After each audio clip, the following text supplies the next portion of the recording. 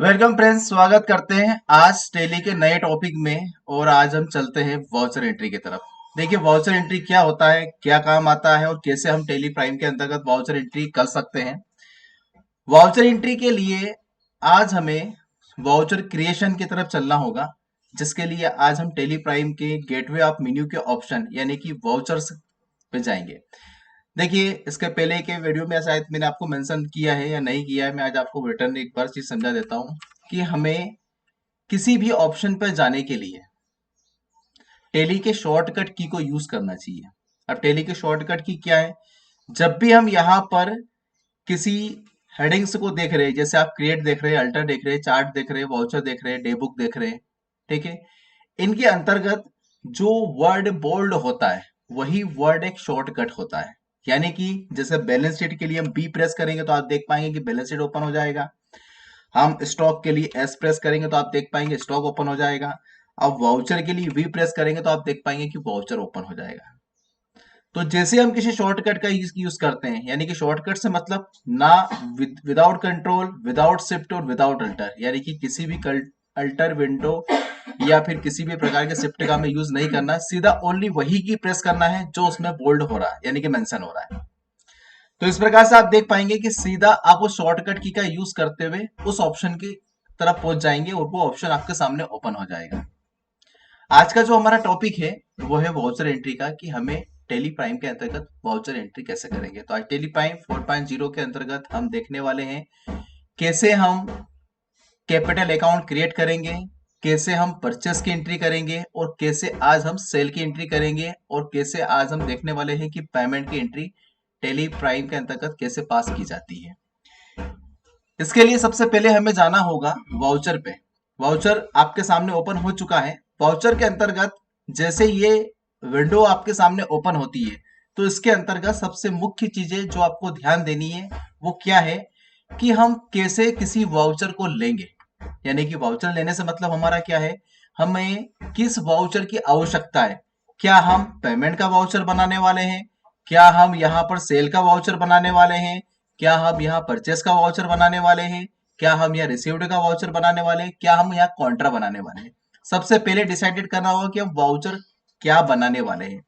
तो आप यहाँ पर एक लिस्ट देख रहे हैं, इस लिस्ट के अंदर यहाँ पे मेंशन आउट हो रहा है कि जिसका भी वाउचर आपको लेना है उस वाउचर को लेने के लिए उसकी शॉर्टकट की यहाँ पर क्या होगी। यानी कि यदि आप क्वांटर का वाउचर बना रहे हैं तो क्वांटर के लिए आपको F4 प्रेस करना होगा, पेमेंट के लिए F5, रिसीव्ड के लिए F6 प्रेस करना होगा, जनरल के लिए F7 प्रेस करना होगा और सेल के लिए F8, परचेस के लिए F9। यानी कि जिसका भी आप वाउचर बनाने वाले हैं उसका जो शॉर्टकट यहाँ पे लिस्ट में दे रखा है उसे आप सीधा प्रेस करेंगे तो वो वाउचर आपके सामने ओपन हो जाएगा।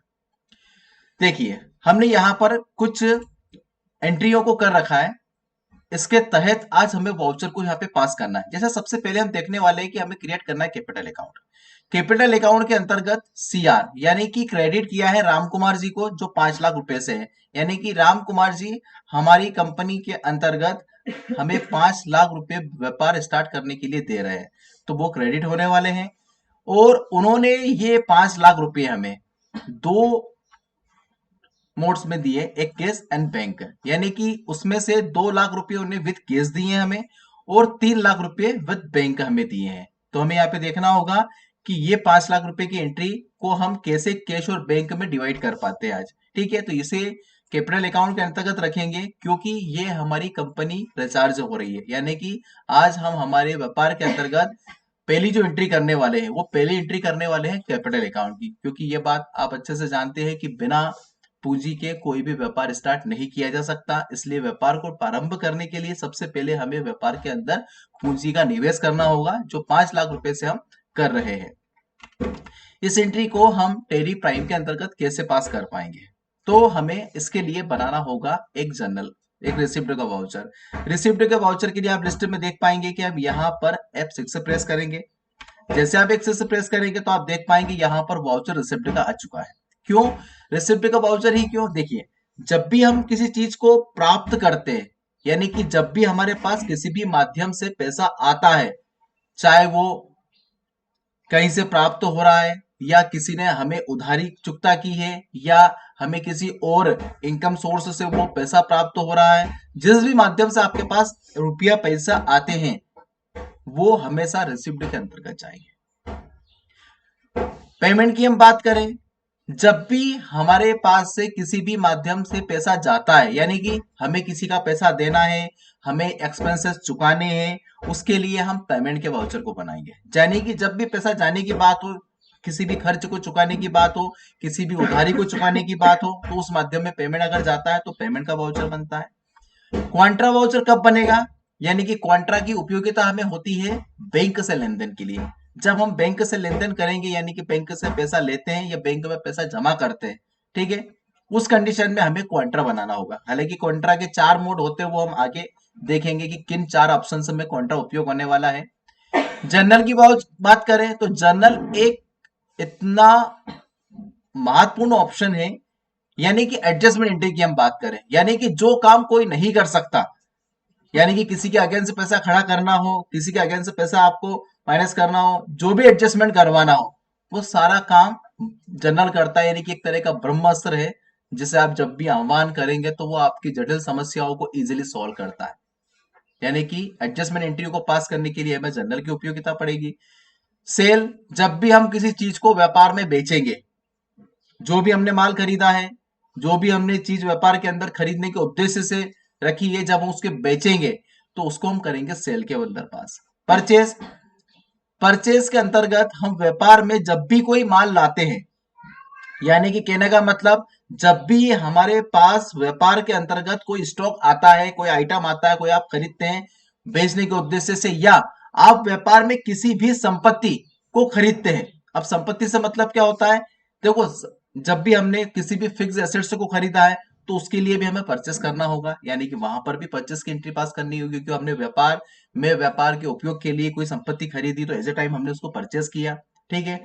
जब हम बेचने के उद्देश्य से कोई माल खरीदते हैं तब भी हम उसे परचेस कहते हैं, तो वहां पर भी परचेस की एंट्री पास करनी पड़ेगी। इस तरह से और भी प्रकार के वाउचर टैली के अंतर्गत होते हैं, जिन्हें हम अदर वाउचर कहते हैं, जैसे मेमोरेंडम वाउचर, ऐसे अलग अलग प्रकार के और भी वाउचर्स आपने को देखने को मिलेंगे। लेकिन फिलहाल हम बात करने वाले हैं रिसिप्ट की, क्योंकि हमें प्राप्ति हो रही है, यानी कि हमारी कंपनी के अंदर अमाउंट आ रहा है। तो देखिए, सबसे पहले हमें यहाँ पे प्रेस करना होगा कंट्रोल एच। कंट्रोल एच क्या ऑप्शन होता है? कंट्रोल एच वाउचर मोड के लिए होता है। जब आप किसी वाउचर को टैली के अंतर्गत बनाते हैं या पास करते हैं, तो वहां पर आपको कंट्रोल एच प्रेस करना होता है, यानी कि वाउचर मोड एक्टिव करना होता है। वाउचर मोड यानी कि वाउचर का प्रकार।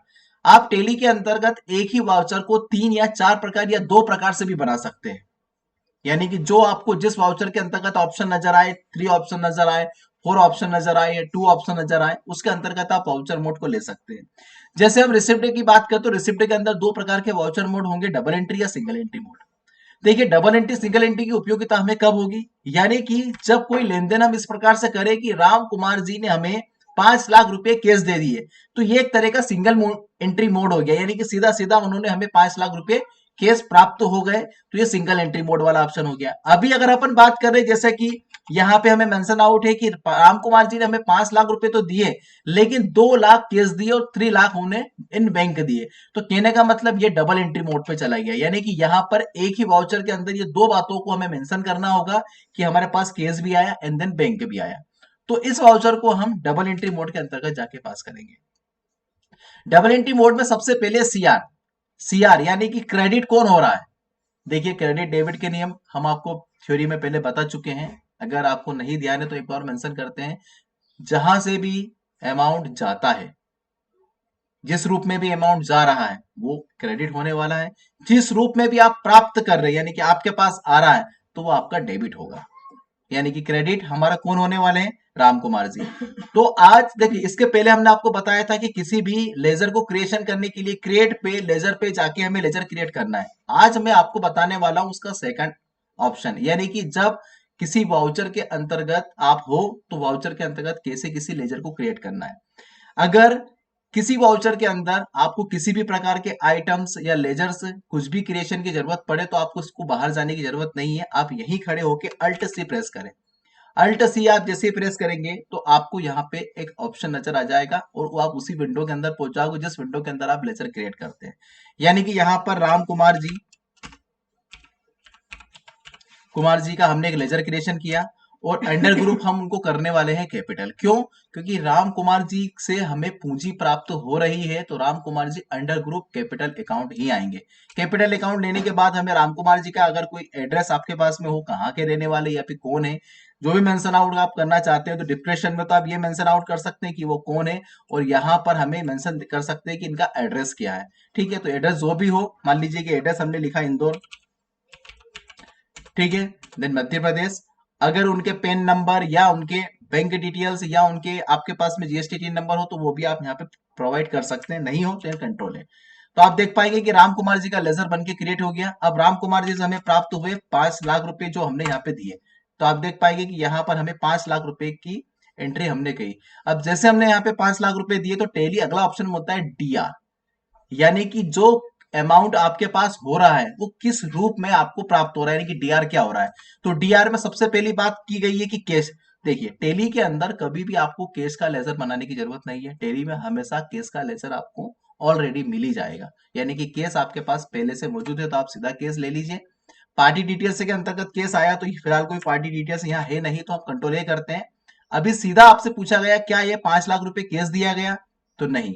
हमारे लेन देन के अंतर्गत हम देख रहे हैं कि जो हमारे पास अमाउंट आया उसमें से 2 लाख रुपए केस आया है, तो हमें यहाँ पर सिर्फ 2 लाख रुपए ही लेना है। ठीक है, यानी कि 2 लाख रुपए केस आया। फिर अगली बार टेली आपसे वापस मांगती है कि डीआर, क्योंकि आपने 2 लाख 5 लाख में से 2 लाख रुपए केस लिया, टेली आपसे पूछ रही है कि बाकी के अमाउंट को कहाँ शिफ्ट करना है या किस रूप में आपको प्राप्त हो रहा है। तो डीआर हमारा अब हो रहा है बैंक अकाउंट। क्या हो रहा है? Bank account. तो आप देख पा रहे हैं यहाँ पे कि हमारे पास ऑलरेडी बैंक अकाउंट नहीं है, हमें यहाँ एक बैंक अकाउंट क्रिएट करना है। तो अल्ट सी से हम यहाँ पे बैंक अकाउंट,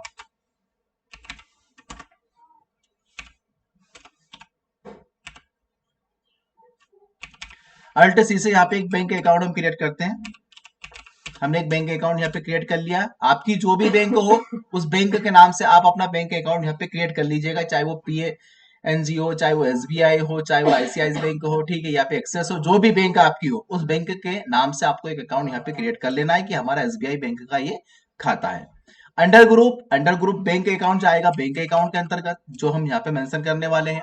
बैंक अकाउंट लेने के बाद में आपको बैंक की कुछ डिटेल, यानी कि यहाँ पे आपके अकाउंट नंबर क्या है, हम जो भी अकाउंट नंबर हमारे हैं, उदाहरण के लिए एक डमी अकाउंट नंबर हम यहाँ पे प्रेस कर रहे हैं, ठीक है, और यहाँ पे हम यहाँ पे इसका FIC कोड जो भी हो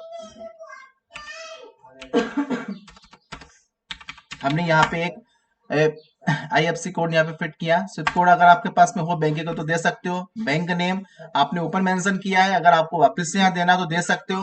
ब्रांच आपकी जो लगे वो भी आप मेंशन कर सकते हो। अगर चेकबुक आपने इशू की है तो चेकबुक सीरियल नंबर यहाँ पे आपको ऐड करना है, इससे यस करना है इस ऑप्शन को और इसे एंटर करते हुए आप सीधा चेकबुक के सीरियल नंबर पे पहुंच जाएंगे। तो फ्रॉम कहां से आपका सीरियल नंबर स्टार्ट हुआ, जैसे हमने एक सीरियल नंबर दिया 323300, ये हमारे एक चेकबुक के नंबर है, क्योंकि सभी चेकबुक के नंबर 6 अंक के होते हैं, इसलिए हमने 6 अंक के नंबर यहाँ पे एग्जिट किए।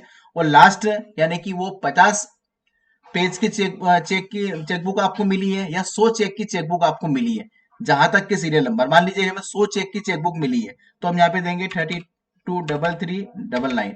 तो आप देख पाएंगे कि 100 चेक का चेकबुक आपका इशू हो गया और चेकबुक नेम जिस नाम से दिया है, यानी कि अगर आपका जो भी कंपनी नेम है स्वाभाविक बात है उसी नाम से वो चेकबुक इशू हुआ होगा, क्योंकि आपका खाता भी आपकी कंपनी के नेम से ही है या आपका पर्सनल अकाउंट है। तो मान लीजिए कि आपने यहाँ पे पर्सनल अकाउंट का चेकबुक इशू किया तो राज सोनी के नाम से हमने यहाँ पे एक चेकबुक इशू कर लिया। ठीक है, एंटर करते हुए हम सीधा एड्रेस पर जाएंगे, जो भी आपका एड्रेस हो, जैसे मान लीजिए कि हमारा एड्रेस सुजालपुर लगता है,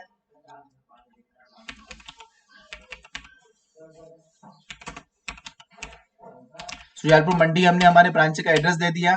बैंक के जीएसटी नंबर हो तो आप यहाँ पे फिट कर सकते हो, नहीं हो तो कंट्रोल ए कर दीजिए। आप देख पाएंगे कि यहाँ पे आपके बैंक के अकाउंट बनके कंप्लीट हो गया और 3 लाख रुपए जो उन्होंने हमें विद बैंक दिए थे तो वो हमारे बैंक में शिफ्ट हो जाएंगे।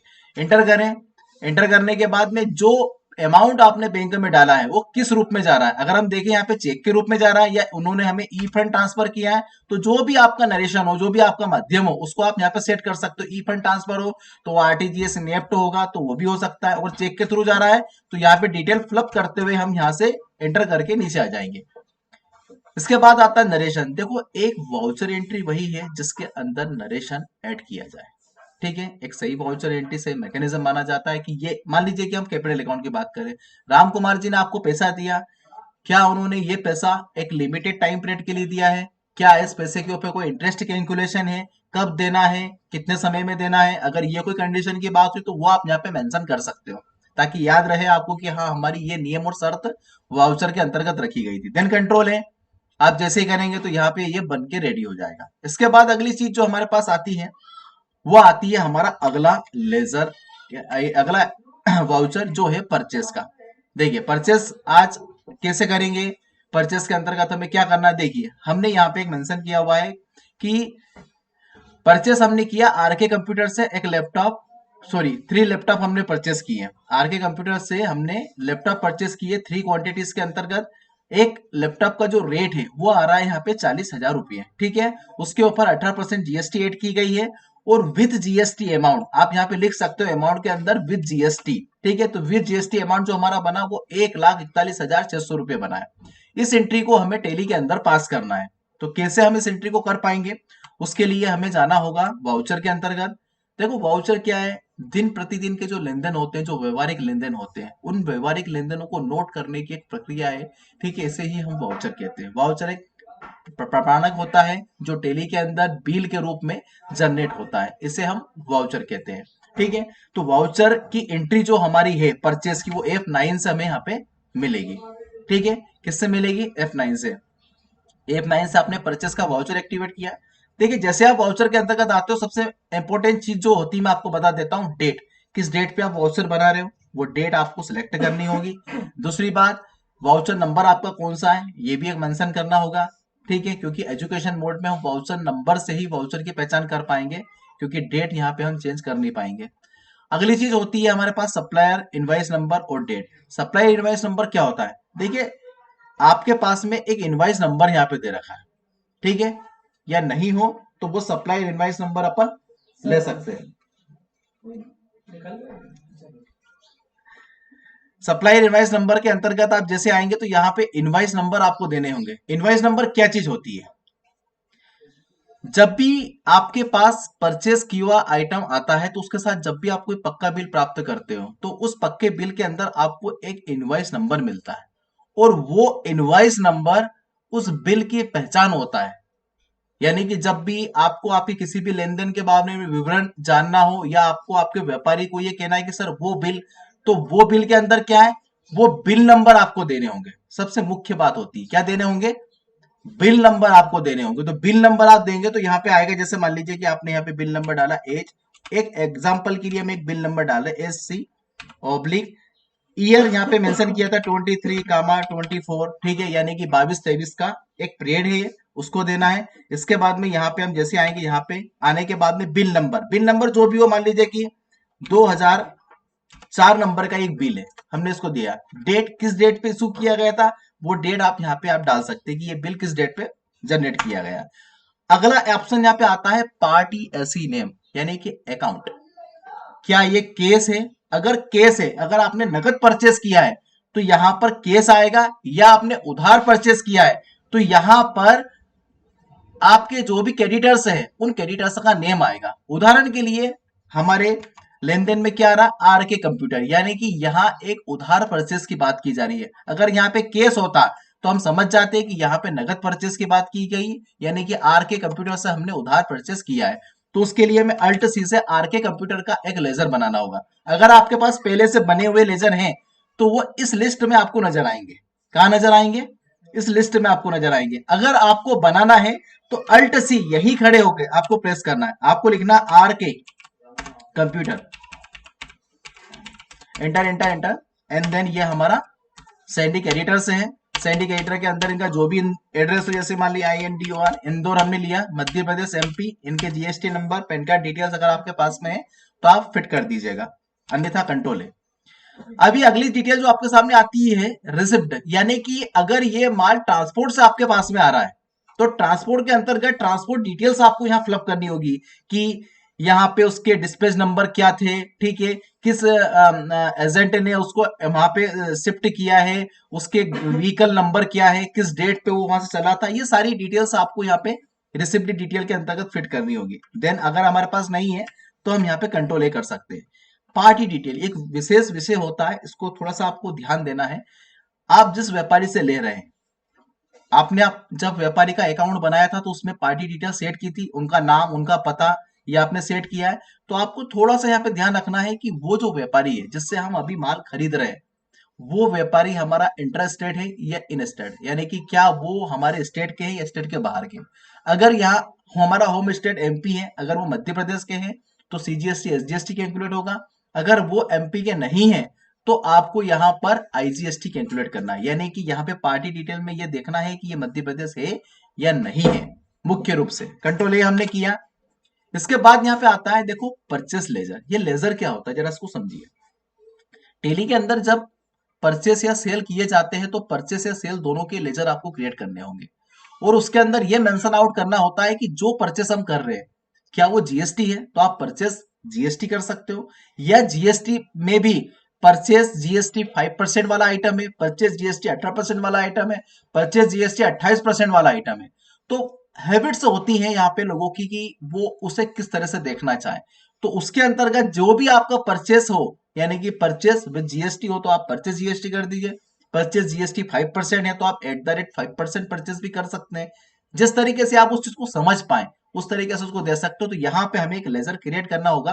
देखो ये, इसे हम अगर जनरल शब्दों में समझे तो ये एक तरह का फोल्डर होता है जिसके अंतर्गत आप अपने वाउचर को उस तरीके से शिफ्ट करते हैं, यानी कि आप चाहे कि हमें सिर्फ जीएसटी वाले परचेस दिखाए तो परचेस जीएसटी के अंदर जितने भी जीएसटी आप विद जीएसटी आपने परचेस की है तो आपको इस लेजर के अंतर्गत वही चीज नजर आएगी जो आपने जीएसटी के साथ परचेस की हो, तो आप उसमें मेंशन आउट कर सकते हैं। तो यहाँ पे अल्ट सी से हम लेजर बनाएंगे और यहाँ पे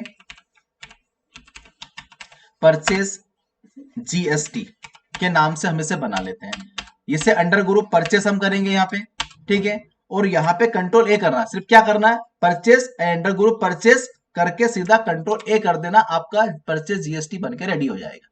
ठीक है, अब ये क्या है, इसके अंतर्गत जो भी लेन देन हम करेंगे वो सारे लेन देन हमारे परचेस जीएसटी के इसी के अंतर्गत चले जाएंगे। अगली चीज आपसे क्या मांग रहा है यहाँ पे, अगली चीज हमसे कह रहा है आइटम नेम। आइटम नेम से मतलब क्या, क्या आइटम आप खरीदने वाले हैं वो यहाँ पे दीजिए। तो अगर आपके पास पहले से आइटम नेम बने तो आप स्पेस करेंगे यहीं पे खड़े होकर तो आपको लिस्ट ओपन हो जाएगी, इसके अंदर अगर कोई आइटम होगा तो वो आपको दिख जाएगा। आइटम कैसे क्रिएट करते हैं, कैसे स्टॉक आइटम बनाते हैं, इसके संबंध में हमने पहले एक वीडियो आपके पास जारी कर रखा है, ठीक है, आप उसे जाके देख सकते हैं। अभी हम सीधा यहाँ पे एक आइटम क्रिएट करते हैं अल्ट सी से, यही खड़े होकर देखिए। अभी हमें स्टॉक पे नहीं जाना है, सीधा अल्ट सी से यहीं पर एक स्टॉक हम क्रिएट कर सकते हैं। मान लीजिए हम खरीदने वाले हैं एक लैपटॉप, हमने बात की है यहाँ पे कि हमें एक लैपटॉप खरीदना है,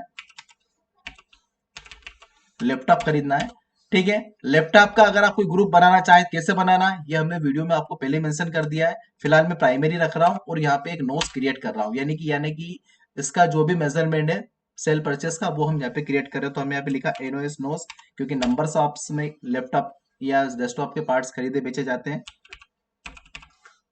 इसको फुल नेम नंबर बोला जाता है और उसका यूक्यूसी कोड आपको यहाँ से लेना है, ठीक है, एंड देन कंट्रोल है। तो इस तरह से आप यहाँ से इसको यूनिट निर्धारित कर पाएंगे। जीएसटी इसके ऊपर एप्लीकेबल है, स्पेसिफाई करें इसके एचएसएन जो भी हो वो एचएसएन नंबर आप यहाँ पे दे दीजिए जो भी आपको लगे। 84 एक डमी एचएसएन नंबर हम यहाँ पे फिट कर रहे हैं। इसके बाद में यहाँ पर हम इसका जीएसटी सेटअप, तो जीएसटी की अगर अपन बात करें तो यहाँ पर जीएसटी 18% मेंशन किया गया है, तो 18% जीएसटी आपको यहाँ पे सेट करना है। ये टैक्सेबल आइटम है तो टैक्सेबल के अंतर्गत ही आएगा और 18% जीएसटी आएगा, और गुड्स है तो उसको गुड ही हमें करना है, एंड देन कंट्रोल है। अगली चीज यहां से मांगी जाती है क्वांटिटी। तो क्वांटिटी का मेंशन हमने किया कि हम 3 नोस परचेस कर रहे हैं, तो यहाँ पे 3 नोस आपको देना है। जैसे आप देंगे तो नोस ऑटोमेटिक आ जाएगा, क्वांटिटी के अंदर 3 लिखना है, नोस ऑटोमेटिक आ जाएगा, क्योंकि आपने उसका स्टॉक जब क्रिएट किया तो उसमें आपने मेंशन कर रखा है कि ये यूनिट नोस में ही आए। रेट क्या है, रेट की अगर हम बात करें तो यहाँ पे 40,000 रुपए हमने रेट सेट किया है, ठीक है, तो आप यहाँ से जैसे देंगे 40,000 रुपए तो ये आ जाएगा यहाँ पे। ठीक है, ये 40,000 रुपए पर नोस, यानी कि एक नोस की कीमत 40,000 रुपए है, तो टोटल अमाउंट बन के आ रहा है 1,20,000 रुपए। लेकिन हमारे पास हमारे बिल के अंदर यहाँ पे 1,41,600 है, और हमें यहाँ पे अमाउंट आ रहा है 1,20,000 रुपए। क्यों आ रहा है? क्योंकि इसके अंदर अभी तक जीएसटी कैलकुलेट नहीं किया गया है। अब हम जीएसटी कैसे कैलकुलेट करेंगे उसके बारे में आगे देखते हैं। एंटर करेंगे तो यहाँ पे देखिए जीएसटी रेट और उसके रिलेटेड डिटेल्स आपके सामने आ जाएगी। क्या इस आइटम पे कितना परसेंट जीएसटी आपने पहले लगाया इसका स्टॉक बनाते समय, क्या एचएसएन आपने लगाया स्टॉक बनाते समय, तो वो आपको यहाँ पे एक बार और दिखाएगा। अगर कुछ कम ज्यादा हो तो आप यहाँ भी सही कर सकते हैं। ये ऑप्शन टेली 4.0 के अंदर ही इंट्रोड्यूस किया गया है, क्योंकि पहले ऑप्शन जीएसटी रेट डिटेल्स का शायद पहले वाले टेली में नहीं थे। अभी इस टाइम पे नया ऑप्शन इसमें ऐड किया गया। इसको हम फिलहाल कंट्रोल ए कर रहे हैं क्योंकि हम पहले सेट कर चुके हैं। अब देखिए थोड़ा सा एक बात आपको यहां समझना है। क्या समझना है? कि जैसे आपने एंटर किया तो अगला ऑप्शन आपके सामने एक और मांग रहा है। टेली क्या मांग रहा है? क्या आपके पास में और भी ऐसे आइटम है जो इस बिल के अंदर आप ऐड करने वाले हैं? अगर इस बिल के अंदर आप और भी आइटम ऐड करने वाले हैं तो आप यहीं पर अगला आइटम ऐड कर सकते हैं। कैसे? ये एक लाइनिंग आपको नजर आ रही है, जरा ध्यान से आप देखिएगा। इस लाइन के ऊपर अगर आप हैं, जैसे अभी आप इसके ऊपर ही हैं, इसके ऊपर अगर आप हैं तो जितने भी आइटम एक बिल के अंदर परचेज करते समय आप ऐड करने वाले हो वो एक के बाद एक आप इस तरह से यहीं पे ऐड कर सकते हो। यानी कि अगला कोई आइटम है तो आप यहीं पे ऐड करना है, आपको इंटर नहीं करना है यहीं पे। यानी कि आप स्पेस बटन दबाइए, अगला कोई आइटम इस लिस्ट में हो तो अगर आप ऐड करना चाहो तो उसको यहीं पे ऐड कर सकते हो। ठीक है, नहीं हो तो इंटर कर देंगे आप यहां से। इसको एंड ऑफ लिस्ट करें, यहां से इंटर करें तो इंटर करके आप बाहर आ जाएंगे वहां से। यानी कि अब आप आइटम के सीरियल से बाहर आ चुके हैं। अब आप आएंगे एडिशनल डिटेल में। देखो वाउचर के अंदर एडिशनल डिटेल क्या होती है? जब किसी वाउचर के ऊपर जो कुछ भी ऐड होता है, जैसे कि जीएसटी इसके ऊपर अभी ऐड होना है, इसके बाद में अगर हम किसी प्रकार का कोई डिस्काउंट ऑल ओवर आइटम से पे दे रहे हैं तो वो भी यहीं पे ऐड होता है। इसके बाद में कोई भी ट्रांसपोर्ट चार्ज आपका लगता है या कोई भी इसके अंदर इसका कोई भी इंश्योरेंस चार्जेस आपको लगता है तो वो भी यहीं ऐड होना है। ये सब कहेंगे एडिशनल डिटेल्स जो वाउचर के ऊपर होती है वो यहाँ पे ऐड होती है। तो अभी हम सारी चीजों पे बात नहीं कर रहे हैं, अभी फिलहाल हमें ऐड करना है यहाँ पे जीएसटी, क्योंकि इन सब के बारे में हम अगले हमारे टॉपिक्स में समझेंगे कैसे हम सारी चीजों को एक वाउचर के अंदर ऐड कर पाएंगे। तो सबसे पहले हम बात कर रहे हैं यहाँ पे जीएसटी की। तो जीएसटी के लिए हमारे पास अभी कोई लेजर नहीं है, हमें जीएसटी के लेजर क्रिएट करने हैं। तो अल्ट सी करेंगे, यहाँ पे लिखेंगे C GST input, under group क्या आएगा? Duty and taxes. क्या आएगा? Duty and taxes. जीएसटी जो होता है एक तरह का टैक्स है और उसे under group duty and taxes करना है। टैक्स टाइप्स के अंदर आपको लेना है जीएसटी। क्या लेना है? जीएसटी, क्योंकि जीएसटी हम लगा रहे हैं। और अगला आपसे पूछेगा type of duty and taxes की मतलब क्या है ये टाइप ऑफ टैक्सेस क्या है? तो सी यानी कि सेंटर। तो सी जीएसटी ऊपर लिखा है तो नीचे भी आपको सीजीएसटी ही सिलेक्ट करना है एंड देन कंट्रोल है।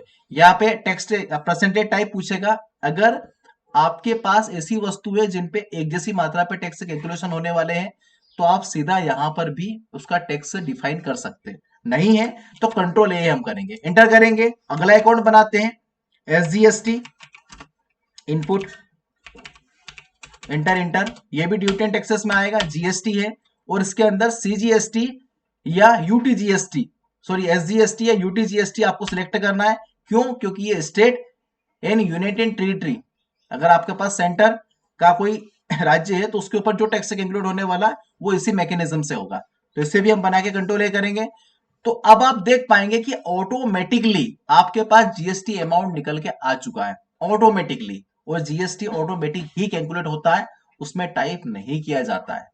जो भी आपने परसेंटेज इस आइटम पे दिए थे उसके परसेंटेज के अकॉर्डिंग आपका यहाँ पे खुद ही कैलकुलेशन होगा। अब आप देख पा रहे 1,41,600 और यहाँ भी आप देख पा रहे 1,41,600, यानी कि आपका टेली का अमाउंट और आपका बिल अमाउंट दोनों का सेम हो चुका है। अब यानी कि हमारा बिल जो 1,41,600 का जो बनना था वो बन के रेडी हो चुका है।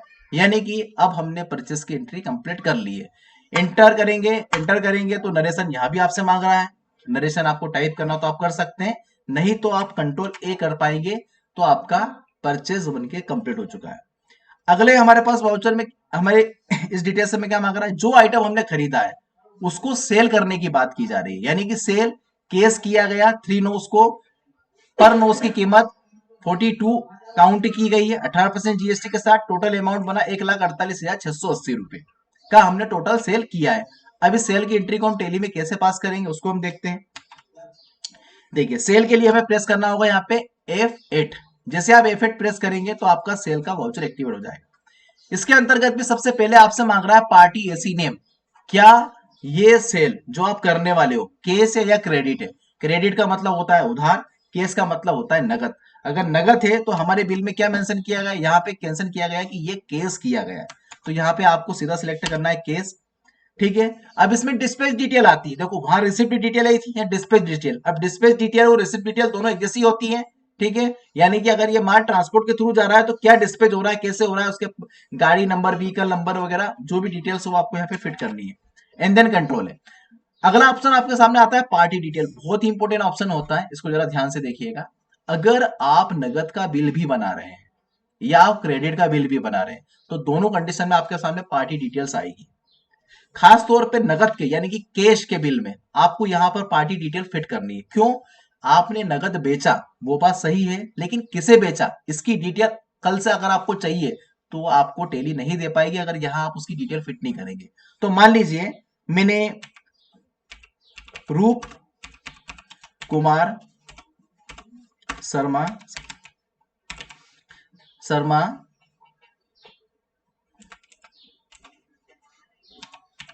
शर्मा जी को ये आइटम बेचा है। ठीक है, मैंने यहाँ पे बायर्स नेम यानी कि जो भी आपका डेप्टर्स हो, जो भी आपका कस्टमर हो, ग्राहक हो, उसका नेम आपको यहाँ पे फिट करना है। ठीक है, यहाँ पे आपको एड्रेस में जो भी उनका एड्रेस हो, जैसे मान लीजिए सुजालपुर आपने फिट किया, Madhya Pradesh, MP, and then control है। अब ये क्या बेनिफिट मिलेगा इसका आपको? इसका बेनिफिट ये मिलेगा कि जब भी आप इस बिल को प्रिंट करेंगे तो यहाँ पे तो कैश है, यहाँ कोई इशू नहीं है आपके सामने कि हमने केस दिया, लेकिन जब भी आप बिल को प्रिंट करेंगे तो वहां पे रूप कुमार शर्मा सुजालपुर, यहाँ तक कि अगर उनके कॉन्टेक्ट नंबर भी अगर है तो आप कॉन्टेक्ट नंबर भी अगर चाहें तो एड्रेस में, एड्रेस के साथ में आप उनके कॉन्टेक्ट नंबर यहाँ पे जो भी हो वो आप यहाँ पे दे सकते हो, ताकि बिल के अंदर उनके कॉन्टेक्ट नंबर भी एड हो जाए।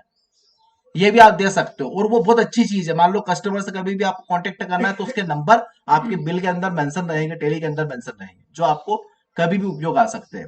इसके बाद हमें अगली चीज पे जाना है, परचेस सेल। जैसे हमने परचेस लेजर बनाया था ऐसे हमें सेल लेजर बनाना है। तो अल्ट सी से हम सेल लेजर क्रिएट करेंगे। सेल जीएसटी हमने लिया, इसको हम करेंगे अंडर ग्रुप सेल अकाउंट, क्योंकि ये सेल है तो अंडर ग्रुप सेल अकाउंट होगा। एंड देन कंट्रोल है। अगली चीज मांगी जाएगी भैया सेल आइटम, क्या बेचने वाले हो? तो स्वाभाविक बात है कि जो हमने खरीदा है वही हम बेच पाएंगे, इसके अलावा हम कुछ भी नहीं बेच पाएंगे। तो अब खरीदा हमने क्या है? हमने खरीदा लैपटॉप। तो आप अपने स्टॉक के अंदर जाएंगे, स्पेस करेंगे। देखो अगर आपको कुछ भी चीज यहाँ पे लानी हो तो स्पेस आप करिएगा। स्पेस करने के बाद स्टॉक के अंदर आप जैसे जाएंगे तो वहां पे 3 नोस आपको मेंशन करेगा कि हमने 3 लैपटॉप यहाँ पे परचेस किए। And then enter. जैसे आप लैपटॉप पे एंटर करेंगे तो लैपटॉप ऐड हो जाएगा। अब वो 3 नोस में से कितने नोस आपको सेल करने, कितने बेचने? मान लीजिए कि 3 नोस ही हमें एक साथ बेचने तो हम बेच पाएंगे। रेट हमने दिया था 42, तो आप यहाँ पे सेट कर दीजिए। आप यहाँ पे देख पाएंगे 1,26,000 रुपये टोटल अमाउंट कैलकुलेशन होके आ गया 3 नोस का। एंटर करेंगे। एडिशनल डिटेल्स यानी कि यहाँ पे और कोई आइटम है नहीं हमारे पास सेल में। एंटर करते हम सीधा नीचे आ जाएंगे तो यहाँ पे हमें सीजीएसटी और एसजीएसटी कैलकुलेट करना है। तो देखिए अभी हमने इसके पहले दिया था सीजीएसटी इनपुट। अभी आपको एक लेजर क्रिएट वापस करना है जीएसटी का, और उसके अंदर देना है सीजीएसटी एसजीएसटी आउटपुट। अच्छा, इनपुट और आउटपुट क्या होता है? जब भी हम कोई माल जीएसटी के अंतर्गत परचेस करते हैं तो उस समय हमें सीजीएसटी इनपुट लगाना होता है, और जब भी कोई माल जीएसटी के साथ हम बेचते हैं तो उसके अंतर्गत हमें सीजीएसटी आउटपुट लगाना होता है। अब ऐसा क्यों करते हैं ये हम थोड़ा आगे इस चीज को मेंशन करेंगे, आपको बताएंगे कि इसको ऐसा क्यों किया जाता है। ठीक है, अभी फिलहाल हम यहाँ पे अकाउंट क्रिएट कर रहे हैं। CGST output, enter enter enter. Duty and taxes आएगा यहाँ पे। ठीक है, जीएसटी आएगा, और सीजी मतलब सेंटर टैक्स। कंट्रोल ये करेंगे, देखो जीएसटी निकल के आ गया हमारा, और S G S T output GST के अंतर्गत आएंगे। यहाँ पे सीजीएसटी और यूजीएसटी यानी कि यूनिट इन टेरिटरी और सीजीएसटी दोनों यहाँ पे मेंशन आउट है एंड देन कंट्रोल है। तो आपका यहाँ पे सीजीएसटी और एसजीएसटी दोनों ही तरह के टैक्स यहाँ पे आपके पास लग चुके हैं। एंटर करेंगे, एंटर करेंगे, एंटर एंड देन कंट्रोल है। तो आप देख पाएंगे कि आपने इस स्टॉक को सेल कर दिया। अगर आप चाहें तो यहाँ पे आप देख सकते हैं कि आपके पास अभी स्टॉक समरी के लिए एस प्रेस करें, आप देखेंगे कि यहाँ पे स्टॉक में अब हमारे पास कोई भी स्टॉक आइटम्स नहीं है, क्योंकि हमने 3 नोस लैपटॉप खरीदे थे और 3 नोस लैपटॉप को ही हमने सेल कर दिया, यानी कि यहाँ पर हमारा सेल और परचेस की एंट्री हो चुकी है। अगर इस एंट्री को आपको देखना है तो उसके दो ऑप्शन अलग अलग होते हैं। फिलहाल मैं आपको डे बुक बताता हूं। अगर आप एक ही दिन की एंट्रियां हैं, एक ही तारीख की एंट्रियां अगर आप देखना चाहें तो डे बुक को जाके एंटर करें। डे बुक में अभी आपने जितनी भी एंट्रियां की हैं वो आप सभी एंट्रियां देख पाएंगे। तो आप देख रहे हैं कि यहाँ पे सेल और परचेज और हमारा कैपिटल अकाउंट, तीनों जो हमने वाउचर बनाए थे, तीनों वाउचर ही हमें यहाँ पे शो कर रहे हैं। ठीक है, अगली चीज होती है हमारे पास पेमेंट, यानी कि पेमेंट क्या है। देखिए, जब हमने आज उधार माल खरीदा तो हम आपको एक एंट्री और बता रहे हैं कि पेमेंट कैसे करना है, यानी कि आपका जो क्रेडिटर है उसको कैसे आपको पैसा चुकाना है। ठीक है, थोड़ा सा पेशेंस रखें। यहाँ पे आ जाइए, क्रिएट पे जाइए। देखो, आपको F5 प्रेस करना है। F5 प्रेस करने के लिए यहाँ पे आप आ जाइए। F5 प्रेस करने के बाद में यहाँ पे आप देख पाएंगे कि आपसे मांगा जा रहा है डीआर, यानी कि इसके अंतर्गत किसके पास पैसा जा रहा है, वो डीआर कौन होने वाला, प्राप्त कौन कर रहा है, सबसे पहले उसे हमें देना होगा। तो डीआर के अंतर्गत हम देखेंगे कि जिस व्यापारी से हमने माल खरीदा था, आरके कंप्यूटर, यहाँ पे आरके कंप्यूटर का नाम आएगा। आरके कंप्यूटर जो है वो डीआर होने वाले हैं, क्योंकि उनके पास पैसा जा रहा है। आरके कंप्यूटर को कितना अमाउंट हमें देना है, तो हम देखेंगे कि हमारा जो बिल बना था वो 1,41,600 का बना था, और यहां पर भी 1,41,600 जो है कि डीआर कंप्यूटर मतलब आरके कंप्यूटर का जो अमाउंट है वो क्रेडिट है, यानी कि हमें चुकाना है ये अमाउंट। तो यहां पर हम 1,41,600 रुपए जो है यहाँ पे हम अमाउंट उन्हें देने वाले। एंड देन अगेन से रेफरेंस आएगा। ये अगेन से रेफरेंस से क्या होता है, अगर हम थोड़ा सा बात करेंगे तो वीडियो काफी लंबा हो जाएगा। हम इसके बारे में अगले वीडियो में डिस्कशन करेंगे कि क्या अगेंस्ट रेफरेंस और क्या हमारा एडवांस होता है। फिलहाल हमें अगेंस्ट रेफरेंस यहां से लेना है। एंटर करेंगे, एंटर करेंगे एंड एंटर करेंगे। तो अगेंस्ट रेफरेंस के अंतर्गत आप ये देख पाएंगे कि आपका बिल नंबर क्या था, किस डेट को आपने माल लिया था, कितने रुपए का माल था, कितनी क्रेडिट थी आपकी, और टोटल फाइनल बैलेंस आपका कितना बन रहा था, वो आपको यहाँ पे टेली खुद ही मेंशन करती है। टेली का बहुत अच्छा एडवांटेज है कि टेली आपको आपके टोटल लेन देन को एडवाइजरी के अंतर्गत सारा बताती है कि क्या बचा है और कितना आप दे रहे हो, कितना इसके बाद भी बचेगा। ठीक है, फिलहाल एंटर करते हैं यहाँ से। एंड क्रेडिट क्या हो रहा है, क्या आप अपना जो पेमेंट है वो किसके थ्रू चुकाना चाहते हैं। पेमेंट हम दो ऑप्शन से कर सकते हैं, या तो हम बैंक से कर सकते हैं या केस कर सकते हैं। अगर आपने केस किया हो तो आप केस का ऑप्शन भी ले सकते हो, और अगर आपने बैंक से किया हो तो आप बैंक का ऑप्शन भी यहाँ पे ले सकते हो। मैं इस पेमेंट को करने से पहले आपको एक बार आपका बैलेंस शीट वॉच करवाना चाहता हूं। तो एक बार हम बी पे प्रेस करेंगे एंड देन अल्ट के साथ F1 हम प्रेस करेंगे तो पूरा बैलेंस शीट देखो खुल जाएगा हमारा। बैलेंस शीट के अंतर्गत थोड़ा सा आप एक बार यहाँ पे वॉच करिए कि आपने जब आपके पास पैसा 5 लाख रुपए आया था तो वो क्रेडिट हुआ था किसका, राम कुमार जी का। देखो बता रहा है बैलेंस शीट आपको। इसके बाद में यही अमाउंट जब आपके पास में आया तो यहाँ पे असेट्स के अंदर भी ऐड हुआ है, और जो अभी आपने लेन देन किया है वो लेन देन के अमाउंट भी आपको बता रहा है। आपको बता रहा है कि बैंक में आपके पास 3 लाख रुपए हैं। आपको यहाँ पे बता रहा है कि आपके पास में यहाँ पे कैश इन हैंड कितना है वो भी आपको बता रहा है यहाँ पे। ठीक है, आपका कितना ड्यूटी एंड टैक्सेस अभी देना है वो आपको बता रहा है। हम हमारे अगले टॉपिक में बैलेंस शीट के बारे में फुल डिस्कस करने वाले हैं कि बैलेंस शीट को कैसे वॉच किया जाता है, कैसे बैलेंस शीट को समझा जाता है। फिलहाल हम एक पेमेंट जो हमें करना है वो हम कर देते हैं। आरके कंप्यूटर को एक पेमेंट दिया हमने 1,41,600 का, सॉरी राम कुमार नहीं, राम आरके कंप्यूटर को देना है। आरके कंप्यूटर 1,41,600 रुपए। देन एंटर, अगेन से रेफरेंस करते हुए एंटर करेंगे, और हम यहाँ से इनको कैश पेमेंट कर रहे हैं तो हम यहाँ से कैश सिलेक्ट करेंगे। तो आप देख पा रहे हैं कि जैसे हमने यहाँ से कैश सिलेक्ट किया तो राम कुमार आरके कंप्यूटर का जो अमाउंट है वो हमारे पास से जीरो हो चुका है, यानी कि उनका जो भी लेन देन है हमने एक बार में फिनिश कर दिया। एंड देन कंट्रोल ए, तो यहाँ पर इस तरह से हम राम कुमार जी का पेमेंट कर पाएंगे। तो आज का जो टॉपिक है थोड़ा सा लंबा हुआ वीडियो, लेकिन आज के टॉपिक में हमने कैपिटल अकाउंट बनाना, परचेस और सेल की वाउचर एंट्री कैसे हम करते हैं, और कैसे हम वाउचर के अंतर्गत किसी अकाउंट को या किसी लेजर्स को या किसी स्टॉक को कैसे क्रिएट करते हैं, ये आपने देखा। ठीक है, तो आज के लिए इतना ही काफी। हैव अ नाइस डे, मिलते हैं अगले टॉपिक पे।